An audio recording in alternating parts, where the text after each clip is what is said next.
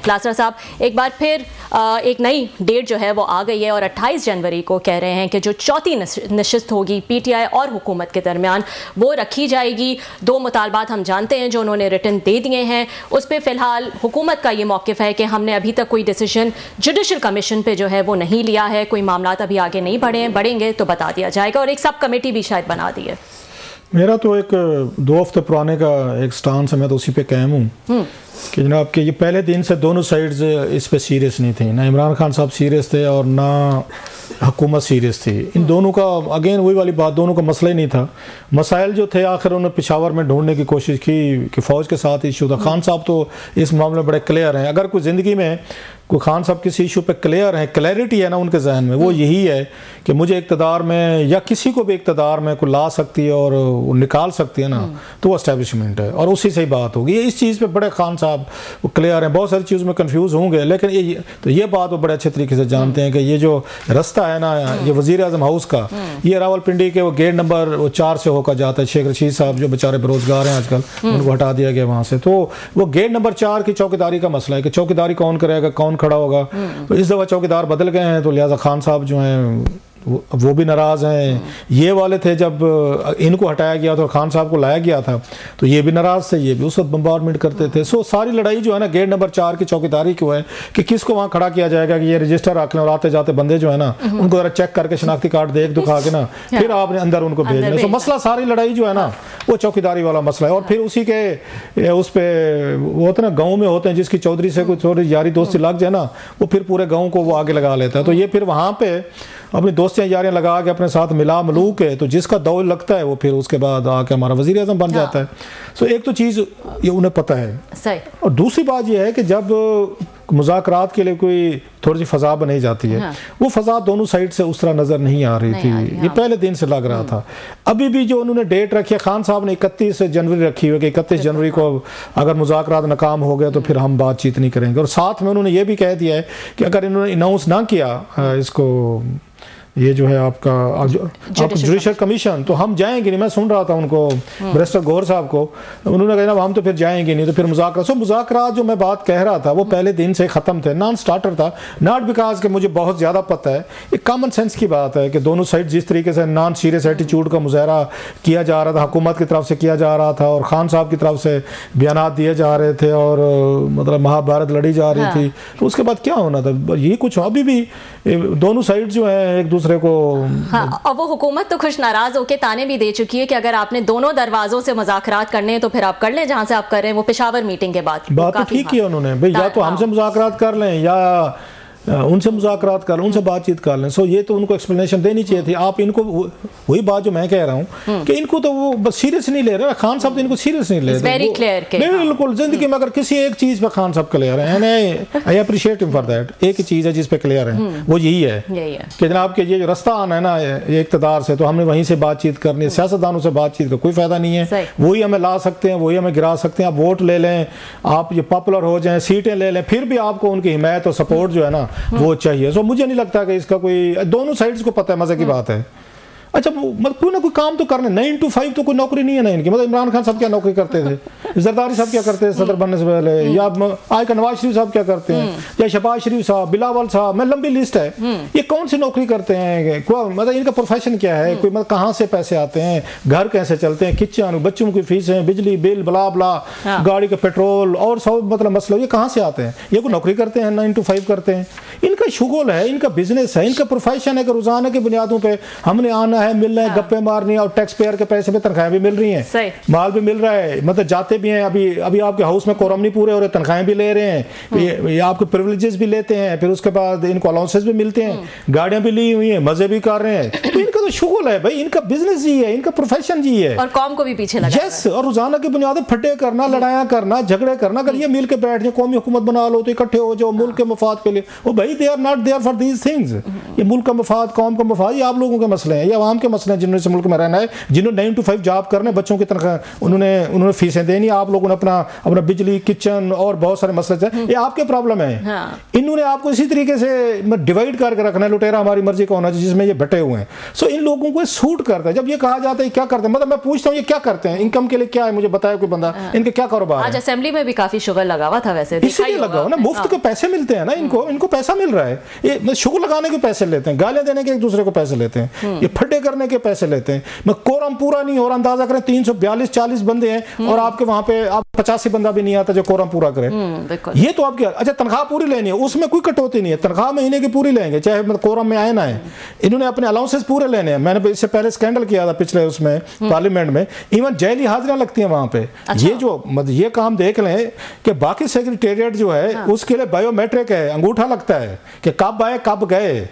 इनके लिए रजिस्टर रखे हुए हैं। अभी कहे ना उनको एजाज सादिक साहब को कि रजिस्टर को हटा के आप जरा बायोमेट्रिक करा दें। ये 10 बंदे भी नहीं आएंगे। उन्होंने कहा क्यों, एक दूसरे की हाजिरियां लग रही होती हैं, जेली घर बैठे हुए हैं, इलाके में बैठे हुए हैं कि बैरून मुल्क है, कोई पाकिस्तान में है नहीं है, वो भाई साहब उसकी हाजिरी लग गई है कि हाउस में मौजूद है। क्यों कि 10,000 रुपया अलाउंस मिलेगा एक दिन का। मैं सबकी नहीं बात कर रहा, बहुत सारे अच्छे ईमानदार लोग भी हैं। जब आपके MNAs हैं जो बहुत बड़े आपने इलेक्ट करके, आपकी नहीं पिछले असेंबलियों में ये कुछ होता रहा, ये नहीं कि आपके अब वाले बेचारे बुरे हैं तो पहले वाले अच्छे थे।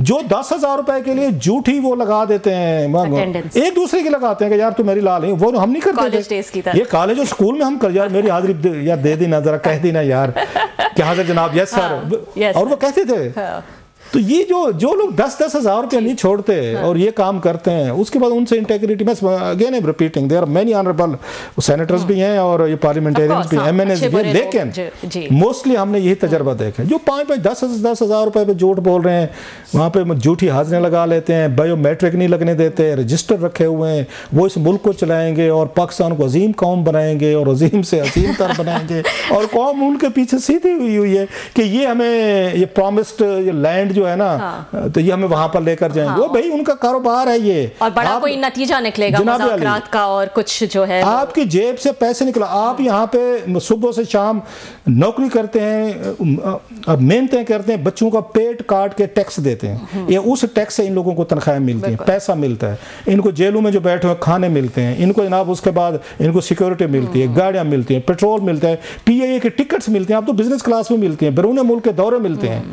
इनको इतना कुछ मिलता है तो आपका ख्याल है ये इस मुल्क को यूनिटी करा देंगे ताकि फटे खत्म हो जाए। अजीब। चले जी क्लासा साहब, एक और बड़ी अहम जो है वो चीज़ है जिस पे आपका व्यू चाहेंगे। एलामिया जारी किया है नैब ने, अभी हमने देखा बड़ी तलवार लटकी हुई थी खान साहब पे और बुशरा बीबी पे 190 मिलियन पाउंड केस की।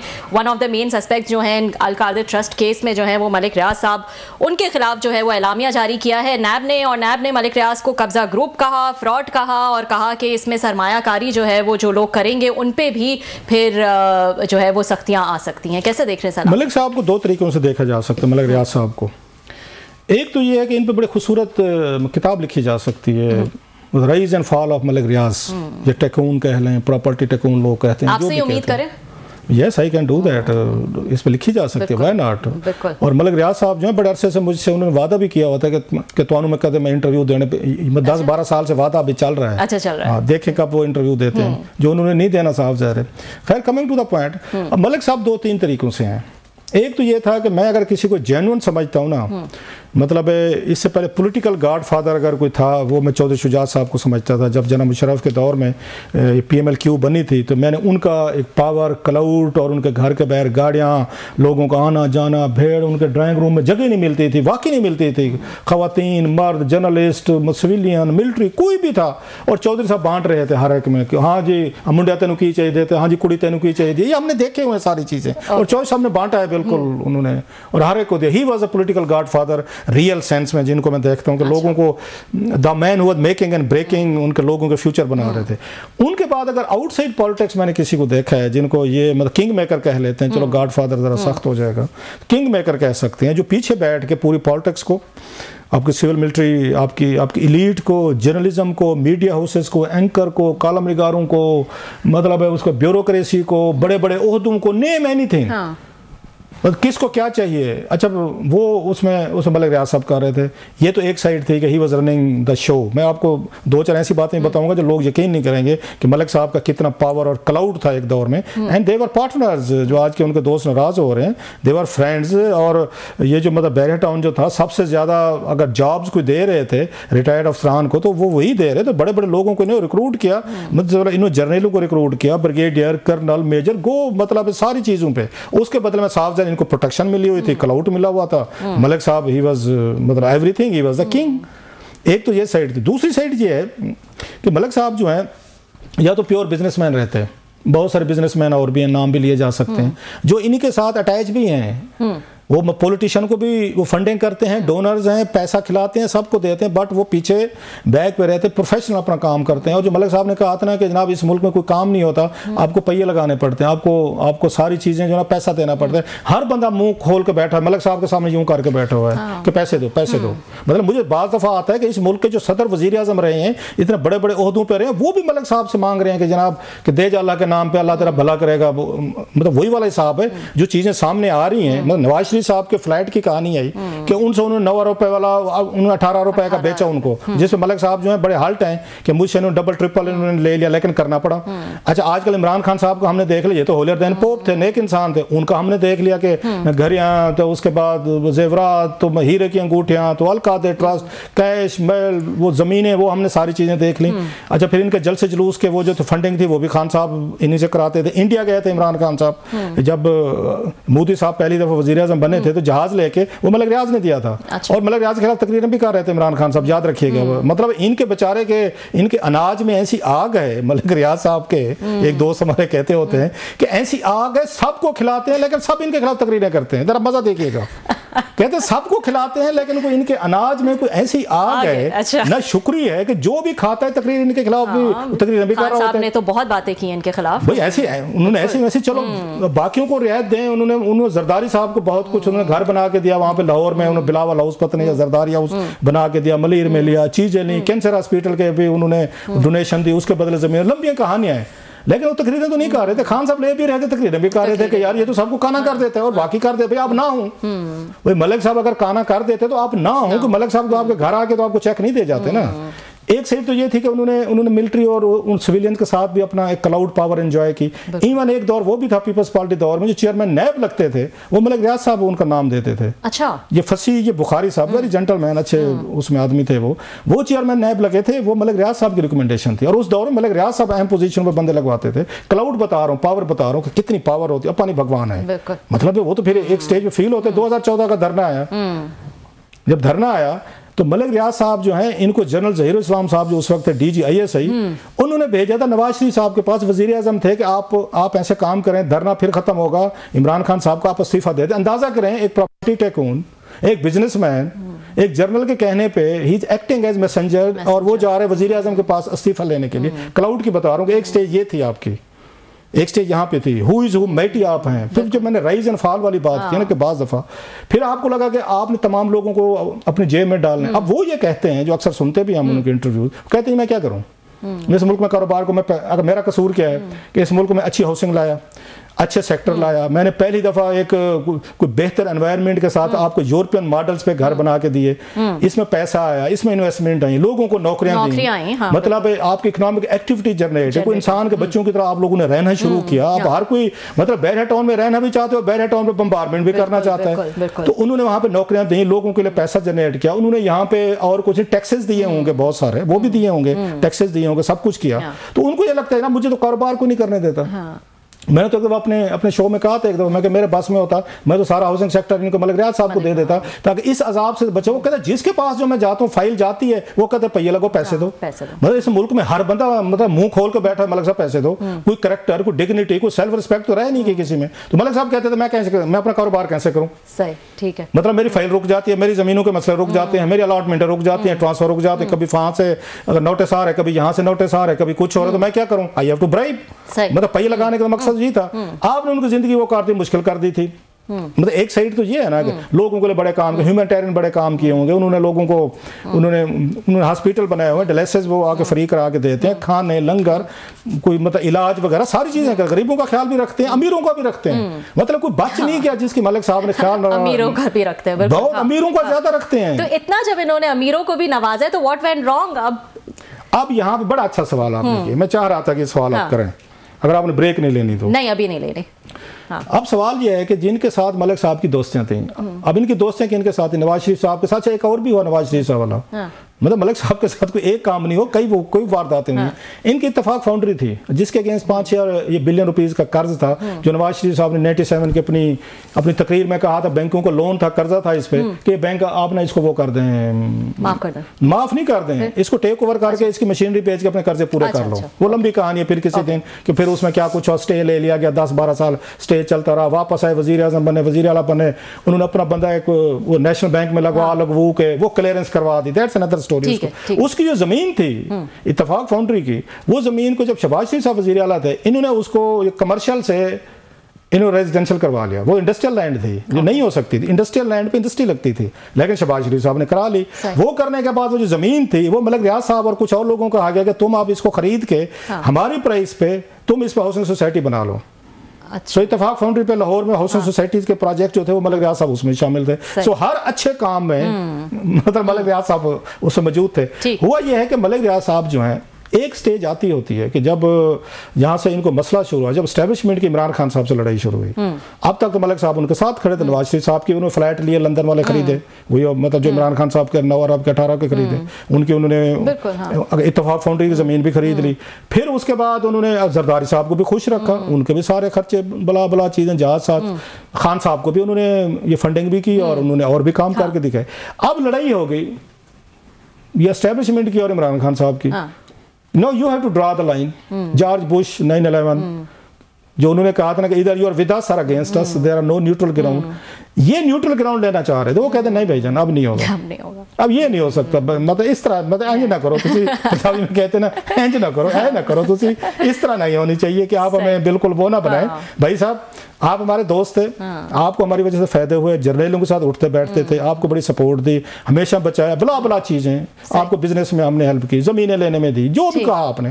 आज मौका है कि जनाब खान साहब ने हमारे खिलाफ वो तकरीरें करते हैं, एस्टेब्लिशमेंट से लड़ रहे हैं, बहुत ज्यादा गलत बातें हमारे खिलाफ करते हैं। अब टाइम है कि दोस्त हैं या बिजनेस पार्टनर हैं जो भी हैं, अब आए और हमारे साथ खड़े होकर खान साहब को डिमोलिश करने में हमारी सपोर्ट करें। डिमोलिश कैसे करना है कि आप जनाब आए उनके खिलाफ या अलकादे ट्रस्ट पे एक प्रेस कॉन्फ्रेंस करें, सारी डिटेल बताएं, चीज़ें बताएं कौम को, और कि ये जो नेक इंसान थे ना आपके, जो कहते हैं अलकादे ट्रस्ट में हमने सीरत नबी पढ़ानी थी, तो ये क्या क्या ये काम कर रहे थे, मुझसे क्या क्या इन्हों करवा रहे थे। इस काम के लिए मलिक साहब जो थोड़े से वो भी हुए, अपसेट हुए, भी क्या करूं मैं कि साइड लेन, एक तरफ फौज है, दूसरी तरफ इमरान खान साहब हैं। तो उन्होंने एक आध कोई दोस्त से मशवरा भी किया, अच्छा तो मैं नाम नहीं लेता उन दोस्त का, उन दोस्त ने उन्होंने यही कहा उनको, मलिक साहब अब इस उम्र में आप जाएंगे, वादा आप गवाह बनेंगे, अपनी क्रेडिबिलिटी खराब करेंगे, तो आप क्यों ये काम करना चाहते हैं। सो मलिक साहब के भी जहन में आ गई कि जनाब उम्र के इस हिस्से में I become an approver, so he refused, वहाँ का मैं नहीं करता। उनका ट्वीट भी आ गया था जब वो रेड पड़ी थी उनके दफ्तरों में, जनाब उन्होंने मैं नहीं करता, व्हाट कम में। अच्छा उसके नतीजे में फिर ये कुछ लोगों को भेजा भी किया था, यहाँ से चेयरमैन नायब साहब ने और बाकी ने इन्होंने भेजा था। अब चेयरमैन नायब साहब के लिए प्रॉब्लम बन गया, जनाब एक बंदा आपसे मैनेज नहीं हो रहा, एक प्रॉपर्टी डीलर कह लें, प्रॉपर्टी टेकून को कह लें या वट एवर कह लें, मैनेज करें। सो वो मैनेज नहीं हुए, तो ये लड़ाई वहां से शुरू हुई। यही सारी चीजें आप जरा एक मिनट के लिए सोचें, जो नैब से सवाल बनता है, अगर ये अप्रूवर बन जाते, अगर इमरान खान साहब के खिलाफ सारी गवाहियां दे देते, तो ये प्रेस रिलीज जारी होनी थी।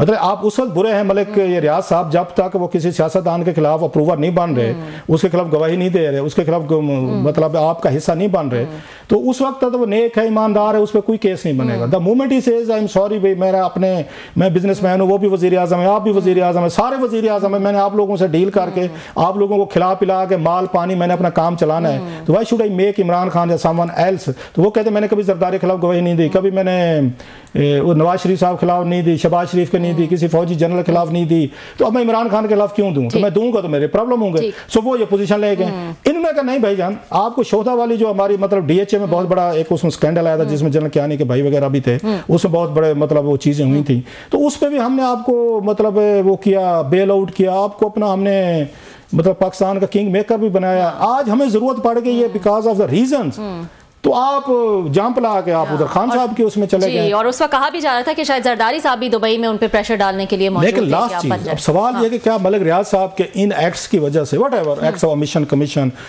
मतलब उनको तो बिट्रेल लगती होगी ना, मतलब एस्टैब्लिशमेंट तो बिट्रेल लेती होगी ना, मर्द धोखा हुआ है भाई, अब तू तो हमारा बंदा था, तू कब से इमरान खान साहब का हामी हो गया, तुझे क्या खान साहब की मोहब्बत इतनी तेरे अंदर चढ़ गई, फेयर इनफ। लेकिन सवाल ये कि क्या ये बैरिया टाउन को महज इस वजह से डिमोलिश होना चाहिए, उसके खिलाफ कार्रवाइयां होनी चाहिए, क्योंकि वहां पे लोग हैं, नौकरियां हैं, जॉब्स हैं, इकोनॉमिक एक्टिविटीज है, पाकिस्तान की प्रेस्टीज का मसला है, कल को आपकी वो भी होगी, मतलब आपका इन्वेस्टर है, क्या मैसेज जाएगा, तमाम चीजें। मलिक रियाज साहब से अपनी लड़ाई जारी रखें, बट मेरा नहीं ख्याल कि आपको एक बैरिया टाउन को या इतना बड़ा जो आपके साथ थे, मतलब एक आर्मी चीफ थे, एस्टैब्लिशमेंट थी, तो उनके साथ एक जनरल साहब उनको इतना इंपॉर्टेंट समझते हैं कि नवाज शरीफ साहब के पास उन्होंने इस्तीफे के लिए भेज दिया।